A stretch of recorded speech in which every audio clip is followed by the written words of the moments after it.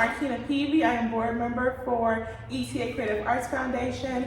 I'm sitting here with LA Holts, writer and director for Mop and Bucket Blues, which is a production that is coming to ETA this fall in October. Be looking out for our website for updates of upcoming events. But we just wanted to get a little bit of feedback and get to know LA now in her long time career with ETA and learn more about her production. ETA is an African-American theater that has been on the south side of Chicago since 1971. And the objective of ETA is to uplift Black voices, playwrights, creatives, our stories, and that is the purpose of this space. And we are looking to have more vibrant theater activities here for the rest of 2025 and next year and onward and beyond. So LA, first, so nice to have the opportunity to meet with you today. Thank you so much for having me. It is such a blessing to be back in this building. Yes. So I want to give you an opportunity to introduce yourself and tell us something about yourself and your career, your writing, that our audience members would want to know. Of course. Well, thank you again for having me. My name is LA Holts, and ETA Theater is my alma mater. I started here my professional career in acting in 1994 after high school.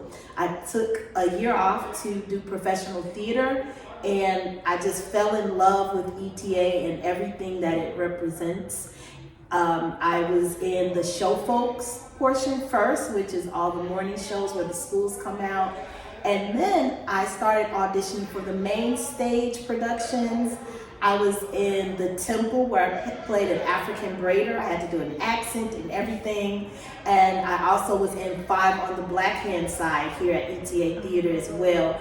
So everything that I've auditioned for, I booked here at ETA Theater, which is a catalyst for my 34 plus year career in the creative arts, in film, television, and in theater. A little bit about me: I earned my BA at Columbia College, Dean's List, top 5%, and then I went on to get my master's degree at Liberty in creative writing, straight A's as well, and I also received my first scholarship as well in my college career because of my grades and my academic achievement there. So I was really blessed about that. Awesome. Yes. That is amazing.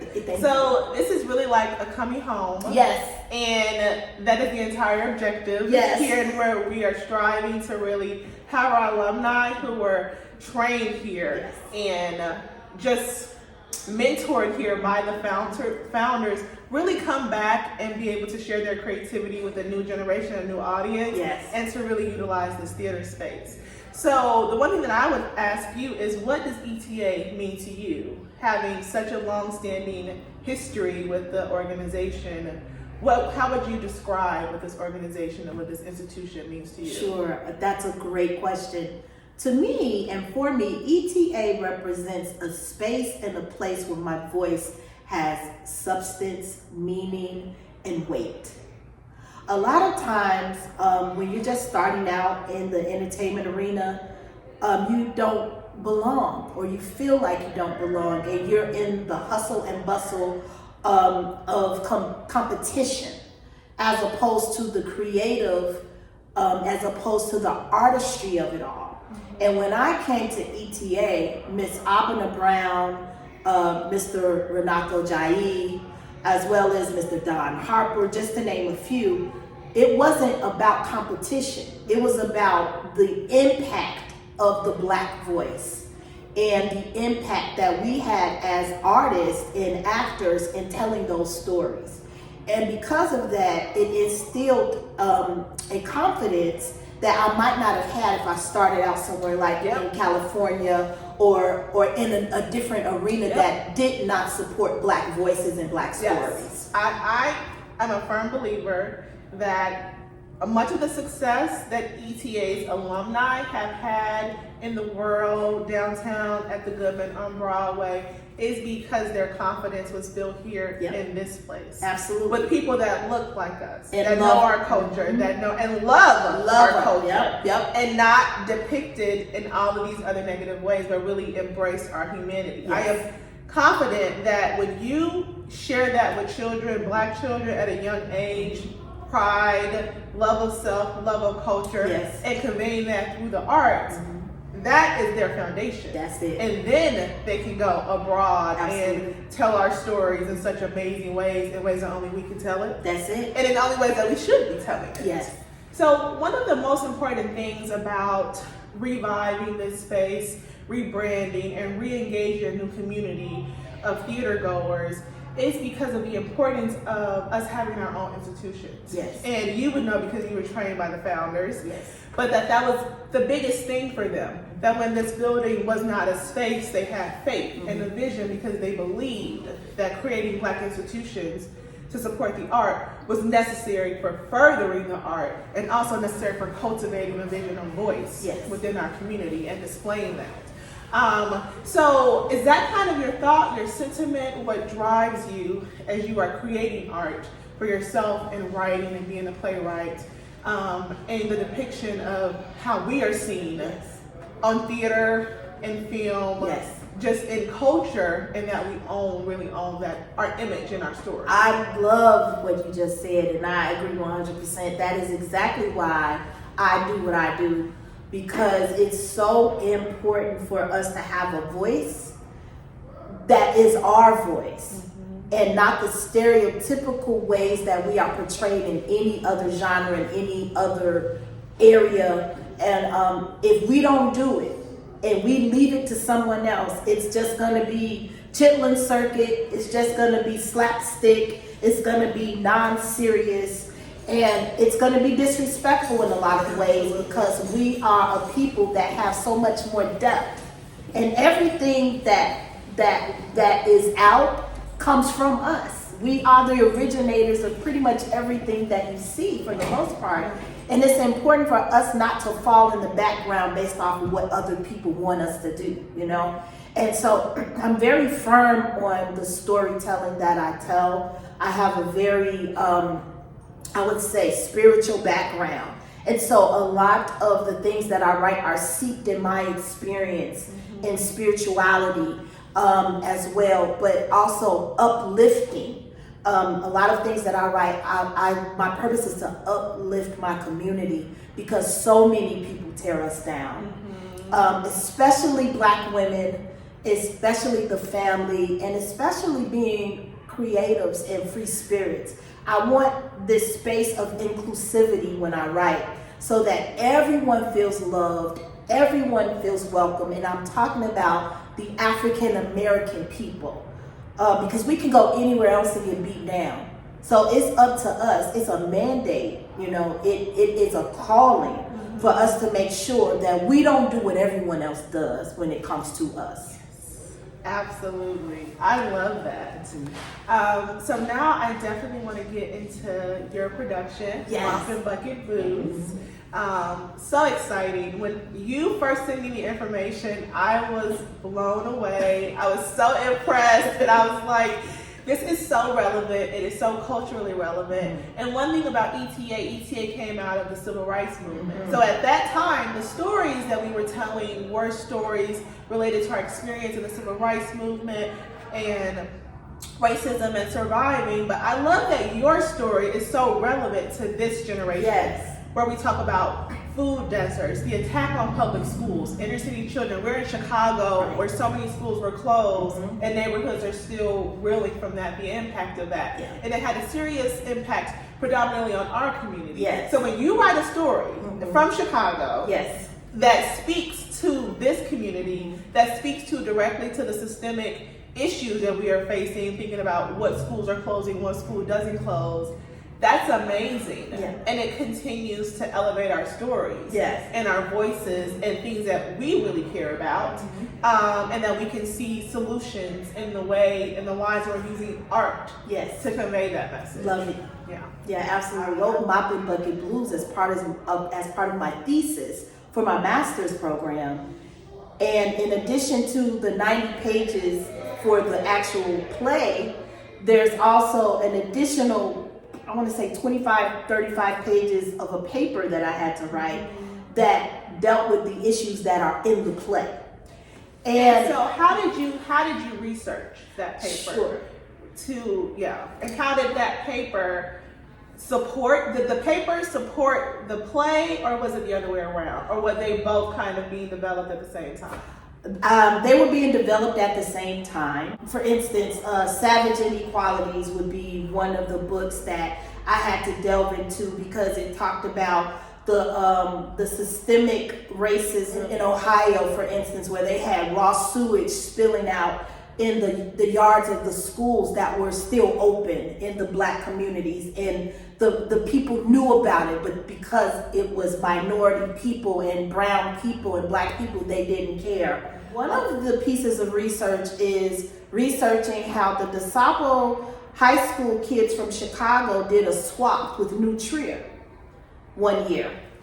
And the New Trier is predominantly Caucasian wealthy kids. They get $250,000 per student for school funding, while Chicago inner cities kids get $5,000-6,000. There's no way that will ever be fair or equal. And so when they did the school swap, first of all, the kids from the DeSable school, they couldn't even get off the bus before they were crying. They saw the grounds and started crying.